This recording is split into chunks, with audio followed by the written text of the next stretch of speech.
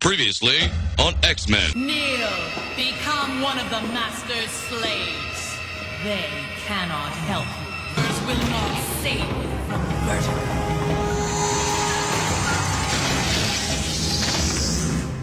You deny the future, so you shall not live to see it.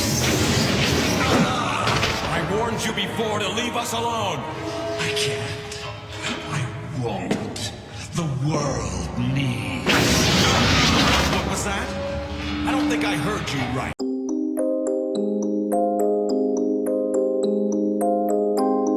Hey guys, so obviously the X-Men 97 trailer released last week as of this recording. Now, I, for one, grew up in the early 80s and I watched a lot of TV in the 90s, live action and animated.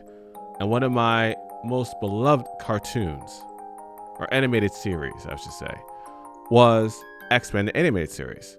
Right up there with Spider-Man animated series, Batman animated series. All great. Great time. Saturday morning cartoons. Totally awesome. Totally fine. Now, that series, to me, X-Men animated series, is still top-notch compared to any movie Marvel or Fox has put out since, the live-action X-Men movie with Hugh Jackman back in early 2000s? Hasn't been topped. The anime series has not been topped. Now, of course, when it was first announced, Disney was continuing the series with X-Men 97. I was hesitant with that because track record with Disney Star Wars, just name it. Any franchise, new or old, that they've brought back, they've ruined because of all this ESG, DEI, BS. Well, now the trailer dropped. And I have to say, dead on arrival. To me, anyway. You might have liked it. Some of y'all are anticipating it. Some of you are giving Disney the benefit of the doubt. I wouldn't because of their track record. Some of you are looking at it and like, I don't know about this. I'm thinking, no, it's not going to work.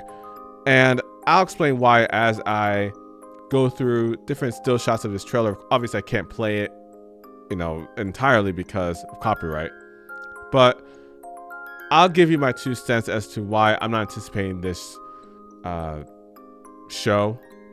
And I'll also go into some of the things I've heard about it in the recent days. But before I begin, if you haven't already, please like, subscribe, hit that notification bell, and leave a comment below. Are you anticipating this X-Men 97 series, or do you think it's also dead on arrival? Or are you going to give Disney the benefit of the doubt? Let me know below in the comments. Without further ado, let's go into this and see if you agree with what I'm thinking about this new series. Now, of course, I start off with the last episode of the X-Men animated series when Xavier dies. You can see here the animation obviously is not as good as the earlier seasons because production went from, I can't remember the original country it was in, but it moved to the Philippines, so a different production company. So the animation was obviously different than what you saw in the intro of this video, because Xavier dying, he died, and then the X-Men right there. Again, animation was not as great as it was. I think the animation was on its top tier, maybe the second or third season. So the colors were a little darker, a little more detailed. But yeah, this last season was trash. So when I saw this, I know that they had to put it out there because it's representing the last episode of the anime series. But at the same time, I'm thinking, oh, all right, here we go. So let's keep going. So I didn't catch this at first, but I was watching Nerdrotic's channel. They misspelled Spider-Man. They've got the hyphen in Spider-Man. And the Hellfire Gala, Jeremy and Gary were talking about how that is something that actually happened in the comics, where how can we, let's say, feminize the X-Men as much as possible. Let's just have a gala, so that's what they're doing there. So you already know what's going. And of course, diversity, inclusion, LGBT plus. Here you go, right here. I think this is Dust. I don't even know this character. Who cares? Let's keep it going. Of course, Xavier is dead. Funeral. Now, I'm not going to show this clip, but what I noticed about the frame rate, the animation frame rate, it's choppy. Again, take a look at yourself. I'll leave a link to this in the description for the actual trailer. But to me, I noticed that the animation in this trailer was choppy. And it wasn't as detailed as it was back in the anime series. Back in the anime series in 92 to 97. It seemed like the artwork and animation is very low budget. It's just low budget to me. I don't know what it is. I thought they would make it look like Spawn, the HBO series back in the 90s. Totally, that was a great series, by the way. And then everyone coming in with their powers. Again, the close-up here with Wolverine, it just doesn't look as detailed as it was in the original series. It looks like they just got this low-budget team to do the drawings. They didn't put a lot of money into this. Of course, here's the shot again. I think it's a Thunderbird. Not looking good. And then, of course, they have Morph back there in the comic book version, not the Morph that we know as from the animated series. We'll get into that later on. They have Storm here. They kind of have her as the Mohawk Storm, but not quite. So of course they're trying to go with, I think anyway, going with that because of the latest trends on how women would look in movies these days, with the shaved side and the hair on the other side of her head and everything. But as you can see, again, the animation, the artwork, not as good as I'm used to. This is like a Flash movie, a Flash show that you see like in the early 2000s. This doesn't look like it came from a big studio. That's what I'm saying. It's just, let's put it together. Kyle Dodd, he spoke in this scene. Again, I can't play it because of copyright, but he sounds good, just a little older. It's a little older, but it's been 30 years, so I get that. The guy who is playing Cyclops, I would say he did a good job being as close to the original Cyclops, Norman Spencer, as possible. Norman Spencer, obviously, he passed away just a few years ago, so he couldn't, come back for the role. Most of the people are coming back for their roles, like Cal Dodd and the lady who played Storm,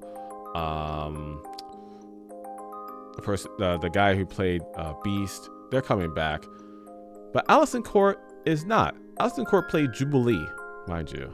Again, it just seems very stiff. The animation, it's not like fluid. Just the drawing is very tough. It's very tight.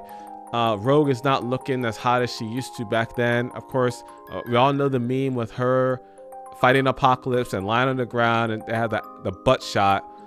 They've debutted her. They've just made her have a pancake. She doesn't have an apple bottom anymore, or at least a teardrop, if you know. But no teardrop, no apple bottom, just a flat as a board bottom. So, and then Jubilee, I think they made her look a little more Asian. Am I wrong? Like they really emphasized her eyes to make her look more Asian than she looked like in the animated series of the 90s. I could be wrong, but that's how I see it. Morph doesn't look like the Morph that we knew back in the animated series. He looks different. And I thought Morph was dead. I haven't watched the animated series in a while, but I thought he was dead. He died in the beginning. He supposedly died in the beginning, the first episode of the old series. He came back working for Mr. Sinister, and I think he disappeared again, never to come back, but now he's back. So I want to know, how did they bring him back? I could be wrong. Correct me if I'm wrong down below, but that's what I'm seeing so far. And back to Jubilee real quick. Alison Court played the role of Jubilee. She was the voice of Jubilee. And a little factoid, she was also the voice of Claire Redfield in the original Resident Evil 2 and Code Veronica video games. Now, this whole trend of the voice actor having to match in ethnicity with the character they're voicing, that whole thing is just ridiculous. It's a voice. It's a voice. It doesn't make any sense. Alison Court has a distinct voice, so if I hear Jubilee and she doesn't even, I'm able to tell if that's Alison Court, because I play Resident Evil a lot, mind you. So for her to not play this role, I think she's playing someone else. I don't know who. It's just, no, it's ridiculous. And I think it all started with the whole Apu thing with the Simpsons. Of course, another more DEI, ESG BS that they're trying to push on us. Now, real quick, does anyone recognize this man here? Anyone? I just take a look. Now, he has been in live action movies and TV series, so he is known, but maybe to an older crowd. He passed away a while ago. But you may, if you don't know him by looking at his face, you may recognize his voice. I have waited for this for some time. What do you have in mind? A pie eating contest? Approximately 2% of my body mass is fat. Allow me to show you what 350 pounds of muscle is capable of. That's right. That's right. He was the voice of Kingpin, Wilson Fisk, in Spider-Man the Animated Series. To me, if I hear the Kingpin in any other iteration of Spider-Man, I always think of that voice. So you mean to tell me now that, oh, well, because he was a black guy, he can't voice Wilson Fisk? You mean to tell me that? How about another one? James Avery. You know, Uncle Phil from Fresh Prince of Bel-Air. Who did he voice? The Shredder. The Shredder is Japanese. You're telling me he can't do the Shredder anymore? That's what you're telling? That's where we're going with this? Are you kidding me? So this whole ESG DEI nonsense that studios are doing is ridiculous. They're not doing just an animated series, they're doing it in video games. Have you played the recent Resident Evil 4 remake? Ada Wong? They replaced the woman who played her in the Resident Evil 2 remake and got an Asian actress. This woman right here, as you can see. But she was terrible. Terrible. If you hear her, it's like she's reading off the script. She has no emotion, no sexiness that Ada Wong is known for. But of course, diversity, ESG, DEI, that's who we are today. All right, so let's keep it moving. Jean's pregnant with the baby, and the Cyclops and Jean are happy. Blah, blah, blah. The Sentinels coming back. Okay.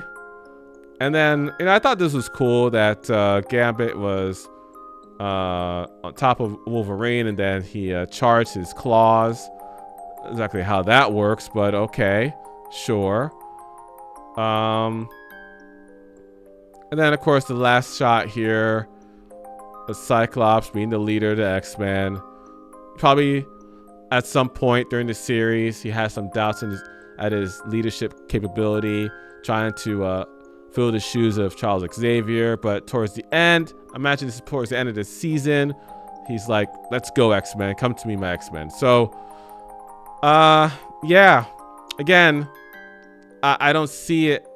The animation not as good, the artwork not as good compared to the original series, but the biggest thing that drew people in to this, and also it's right here, look how they drew Magneto. Look at this. It's like a flash. The animation reminds me of the show Archer. So I don't know if it's the same team or same artists, but it just reminds me of Archer, and it just doesn't work with me personally. It may work with you, but doesn't work with me at all. Let's see the rest of the X-Men right here. It's just, it's weird. It's something about this. It's like, it doesn't have that grit. I think they're set in the East Coast. It doesn't have that grittiness. I want to say New York. They have that grittiness to it. It's just too bright, too cartoony looking. I know it's kind of weird because it's an animated series, but it's just, again, I wish it had more of a little slighter, darker tone. I think the anime series had a little darker tone at times. So it'd be nice if it had that. Again, looking a little more like Spawn, the animated series. But this is Disney X-Men animated series, not Fox's X-Men animated series. Okay, that's the difference. Disney Star Wars, Disney this, Disney that, and it's gonna be effed up. Let's be honest. So apparently Magneto is running the school, but yeah, right here, this is just the money shot, I guess. I'm not anticipating this at all, honestly. I think it's just gonna be a big disappointment, because one of the major things that drove this show actually was not the artwork animation, it was the storylines and the writing. So that anime series in the 90s drew more fans to X-Men than the comic itself. So will this series be at least on par with that series? I think not. Especially with someone like Bob Iger in charge.